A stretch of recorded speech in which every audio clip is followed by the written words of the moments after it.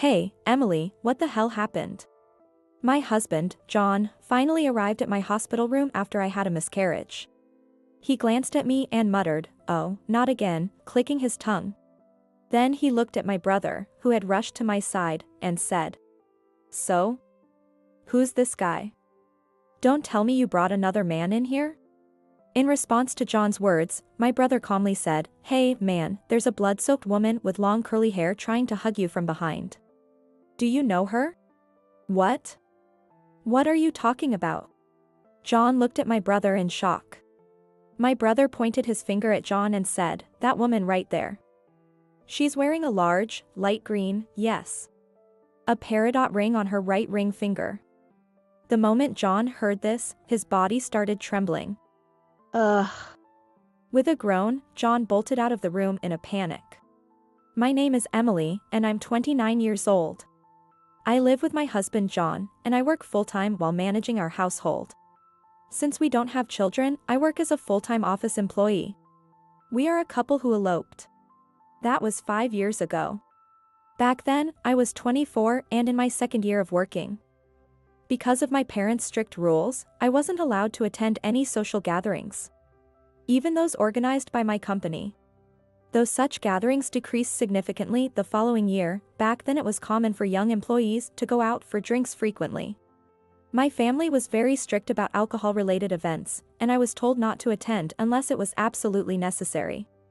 My colleagues always said I was antisocial, and I felt isolated. One time, I snuck out to a group date. That's where I met my husband, John. He was 6 years older than me, a sharp-looking salesman in a crisp suit. He was introduced as a hard-working guy who excelled at his job. That day, he was very considerate of me, who was not used to such gatherings. He helped me keep up with the conversation, subtly stopped others from making me drink too much, and eventually rescued me from a second round I wasn't enthusiastic about, escorting me to a taxi. He seemed to be such a gentleman back then. I was instantly attracted to him. We started seeing each other and eventually began dating officially. 6 months later, he proposed. I was so thrilled that I accepted immediately. But my family didn't take it well. My family was wealthy, and my father was an executive at a major local trading company. My parents had always told me they would find a suitable match for me, and they were strict about my interactions with the opposite sex during middle school, high school, and college. Looking back, my parents and my only brother, Chris, probably knew that I was not good at judging people. Chris always said, "I'm not going to stop you from being with whoever you like, unlike mom and dad, but at least let me meet him." Chris, 10 years older than me, was someone I could always rely on. But even then, I was hesitant to introduce John to my brother. I was afraid of Chris's perceptive gaze seeing through everything. Rebelling against my parents and avoiding Chris's sad eyes, we ended up eloping. I first moved into his apartment, which led to him being harassed by his boss at his company. My father's company was a client of John's company. We were probably just naive back then. So, we decided to quit our jobs and move to another state. We got married there. Looking back, that might have been our happiest time. Because as soon as we moved, John's attitude towards me started to change. We lived in an old, cheap, cramped apartment compared to where he used to live. We moved there together, but John suddenly told me, "I have to work harder than ever. So, you need to do all the housework." "Okay, then I'll be a housewife." John interrupted me. "Oh, of course, you also need to keep working full-time like before." He said it as if it were the most obvious thing. "Your job is much easier than mine, right? Doing the housework is only fair." I couldn't say anything back to John. Indeed, my earnings were nowhere near John's. After we moved, John took a sales job, and I found a new job myself. But unlike my previous job, which I got thanks to my family's connections, the new job paid less and had worse conditions. The only difference was that most of my new coworkers were older women who looked out for me more than at my old job. I had to buy groceries on my way home and manage all the housework, which I wasn't used to. At his previous apartment, John never let me handle cleaning because of his obsession with his decor. He was also a great cook, often having meals ready by the time I woke up. But after we moved, he stopped doing any of that, leaving everything to me and criticizing my efforts harshly. "Hey, there's dust over here. I'm sorry, I didn't notice. This happened last time too. Don't think someone else will always do it for you." I could only nod and agree. At the time, I thought he was right. At home, I knew how to cook, clean, and do laundry, but I didn't have to do much of it. I suddenly found myself having to take care of not only my own needs but also his. If my efforts didn't meet his standards, he would harshly criticize me, leaving me in a state of constant stress.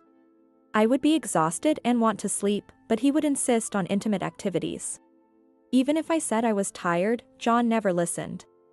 Eventually, he started going out at night more frequently when he was displeased with my attitude.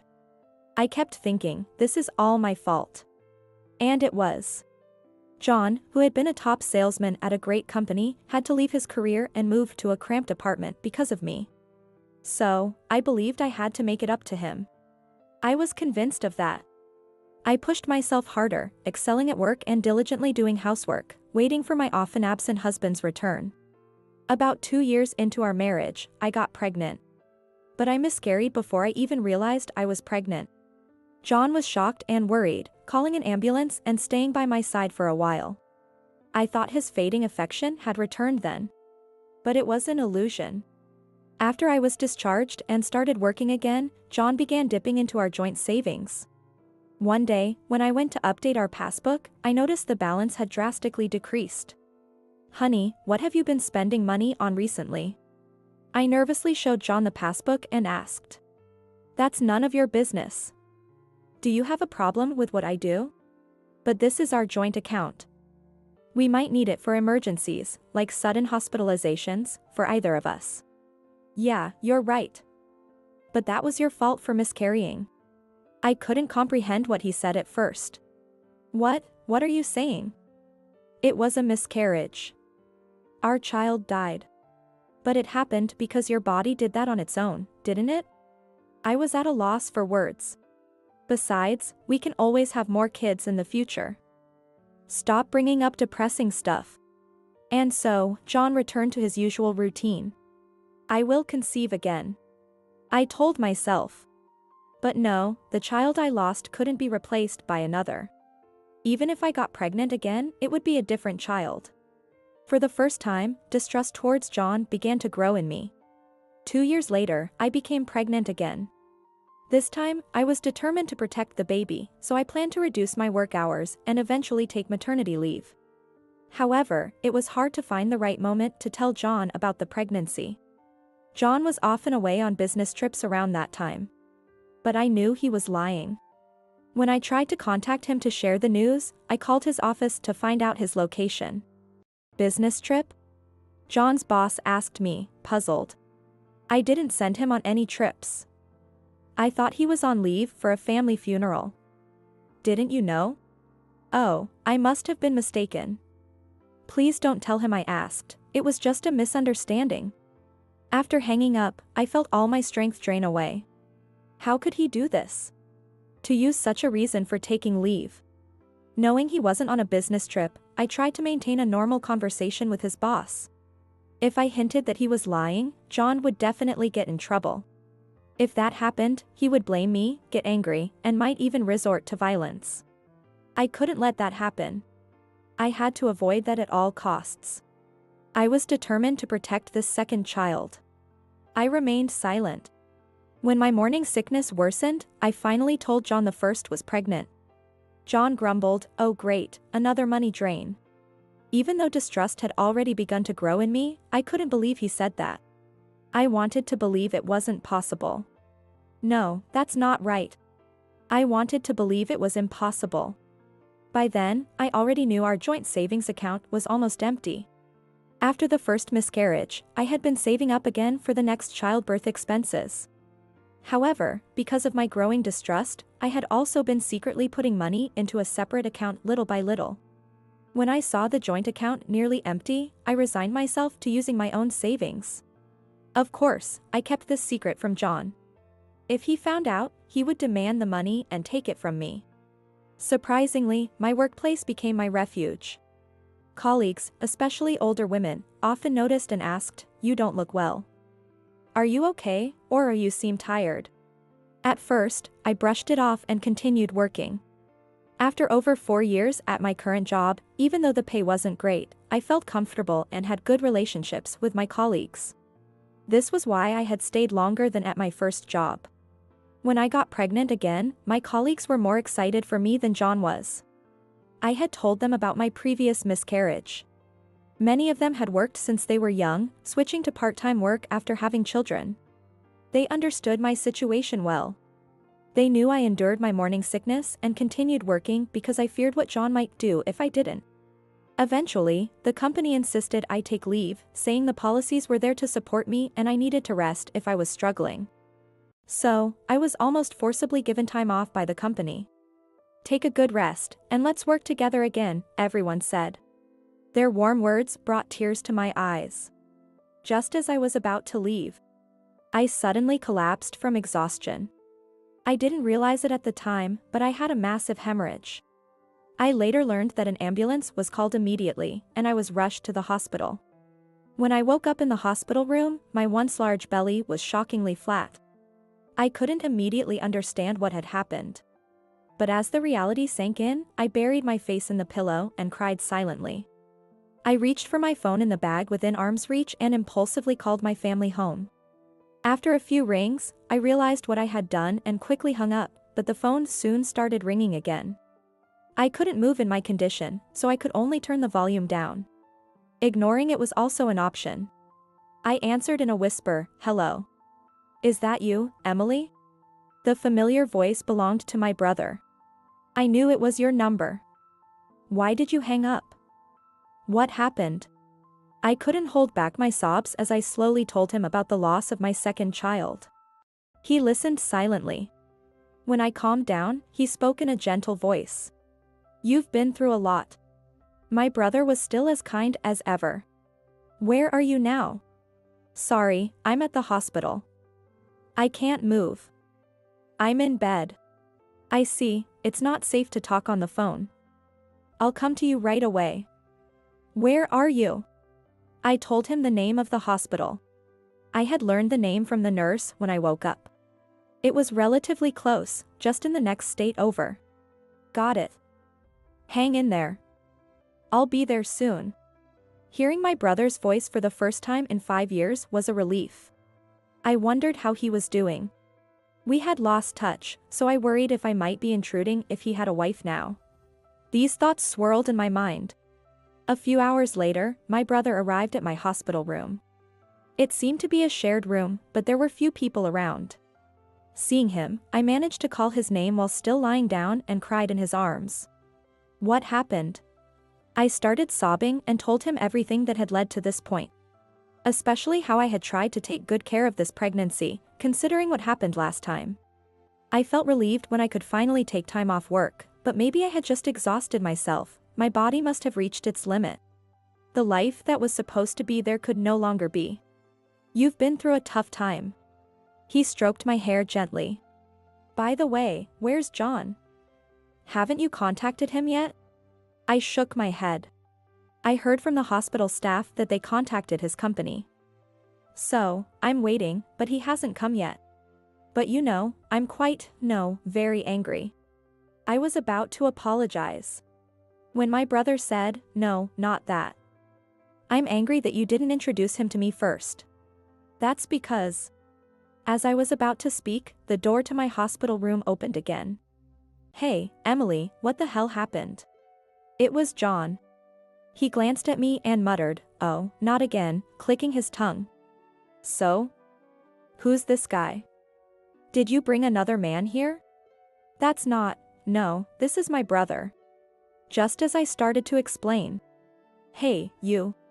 My brother was staring intently at John, with a slight frown. "What? Do you have a problem with me?" "No," my brother said, narrowing his eyes. "But there's a blood-soaked woman with long curly hair trying to hug you from behind. Do you know her?" "What?" John looked at my brother in shock. My brother pointed at John and said lightly, "Yeah, that woman. She's wearing a large light green, yes, a peridot ring on her right ring finger. He spoke as if he were talking about the weather. The moment John heard this, his body started trembling. He seemed to finally understand what was being said. What are you talking about? John's loud voice was inappropriate for the setting. Please be quiet, this is a hospital. I'm just telling you what I see. Oh, and her curly hair is quite tight, probably because it's wet. She looks a bit younger than Emily, maybe a college student? What are you saying? That woman is clinging to your neck, smiling with bright red lips. My brother mimicked the woman's actions, making John shiver. No, you're talking nonsense. I just see her, I don't know who she is to you. Ugh. With a groan, John rushed out of the room in a panic. What did you see this time, brother? Exactly what I said. Anyway, I'll step outside to make a call. Wait here. My brother left the room. So, John had seen something like that. I sighed deeply. The reason I didn't want to introduce John to my brother before we got married was because of my brother's ability to see spirits. He's always been that way. He would find things I lost and sense bad energy around me, like when I was isolated at school. He even complained about needing sunglasses when visiting graveyards. It was part of my everyday life back then. But because of that, I was scared of what my brother might say about John, especially since my whole family was against him. My brother could see through everything. That's why I ran to a place out of his sight. Of course, that wasn't the only reason. Eventually, my brother returned. Sorry for the wait. Who did you call? I'll tell you later. Then, with a serious expression, he asked, do you plan to stay with him? I remained silent. I kept gripping and re-gripping the blanket cover. It's hard, isn't it? Come back home. But what about your family? If I return, it will be to our family home. Our family home, which my brother would inherit. If he was married, I'd be an intrusive sister-in-law. Ah, I'm still single, he said. You're still single? Yeah, with this ability of mine, it's hard to find a woman without any secrets. Being able to see things like that isn't just convenient. When I walked into this room earlier, I immediately knew you weren't happy. There was a dark aura around you. A dark aura. Remember when you were wrongly accused and ostracized by your classmates? It's the same negative energy surrounding you now. You're not happy at all, are you? Tears began to fall from my eyes again, uncontrollably. Then I nodded vigorously and said, yes. I can't take it anymore. I want a divorce. I thought having a child would make things better, but it was pointless. Yeah, I think the child inside you was trying to tell you that things can't go on like this. You need to come back home. I'll handle him. Handle him? I asked, wiping my tears and tilting my head. You'll see soon enough, my brother replied firmly. After I was discharged, I returned home. My parents were shocked to see me after so long. They had every reason to be angry about my sudden elope, but my emaciated appearance must have moved them more. You've really had a hard time, my mother said, hugging me tightly. You've learned a lot from this long life lesson, my father added. And since I needed to rest for a while, I submitted a request for extended leave to my company. I also mentioned that I might resign. They probably sensed that I was considering a divorce after witnessing my second miscarriage. You had good people at your company. My brother said, watching me respond to my colleagues. Yes, it was my only sanctuary, I replied. I finally realized that I could never truly relax at home. A few days later, John came to our family home. Excuse me, I know Emily is here. Let me see her, he demanded rudely at the door. My mother was the first to respond, saying firmly, I cannot let you see Emily. But I have something to discuss with you, she added. And what might that be? John asked, taking the bait. I'll get straight to the point. Please divorce Emily. Is that what Emily wants? Yes, she doesn't want to see you. Really, he said, entering the living room as my mother invited him in. I watched from the next room. John plopped down on the sofa and looked around. I guess the rich girl couldn't handle that lifestyle. He began to badmouth me in front of my mother. It's despicable for a wife to run back to her parents' house over such trivial matters. It says a lot about how you raised her. My mother listened silently until there was a knock on the door behind her. She responded, "Come in." Then my brother appeared. "Your turn, Chris." "Yeah, leave the rest to me." John let out a startled eek. "Chris." "Yes, it's been a while since the hospital," my brother said. John tried to get up from his seat. But he couldn't get up. John found himself pinned down by a strong force on his shoulders. As my brother entered the room, our family security personnel, who had entered from the same door John had used, were holding him down. Coming from a long line of a respectable family, we always had a few people on standby. My brother sat down in front of John, replacing my mother, and began to speak. "Now, there are a few things I want to ask you." "What do you mean?" My brother glanced at John's side and pointed. "Yes, today she's clinging to your side, that woman." "What are you talking about? Do you know this person?" My brother pulled out several photos of a woman and placed them on the table in front of John. John gasped again. "How did you?" He started to say but then stopped. "No, I don't know her." And then, as if it was an afterthought, he feigned ignorance. "Really? Because I can see her arms slowly tightening around your neck. You haven't noticed, have you?" "What are you saying?" "Well, I can see things others can't. But I know that alone isn't proof of anything, so I had our people look into it." "Do you know this woman?" My brother pulled out a sketchbook showing the woman's image. My brother can draw quite well, which helps when explaining things that others can't see. He showed me a drawing of the woman, with long, swaying hair, blood-soaked and clinging to John with a resentful yet smiling expression. It was eerie. But that wasn't all. When my brother explained that her hair was wet, I asked him what he meant. He casually replied, "Well, she's probably no longer among the living." For my brother, who has always seen such things, it was a straightforward observation. Though he struggled with this ability when he was younger, he has since come to accept and understand it well. My brother continued, speaking to John. "It turns out this woman is currently missing.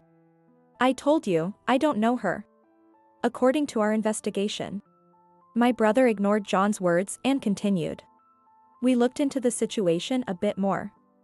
Here's the investigation report." I had seen it too. After the woman appeared at the hospital, my brother contacted our lawyer and, through him, the police. Of course, he didn't mention his ability to see spirits. He just said he had reason to believe she might be someone they were looking for. Our family's influence in the area likely played a role in the police taking the matter seriously. The woman had disappeared last year, and her family had filed a missing person report. She lived near our apartment in the neighboring state.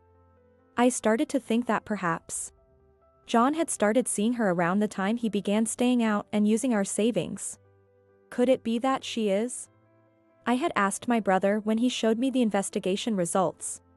Probably, he replied evasively.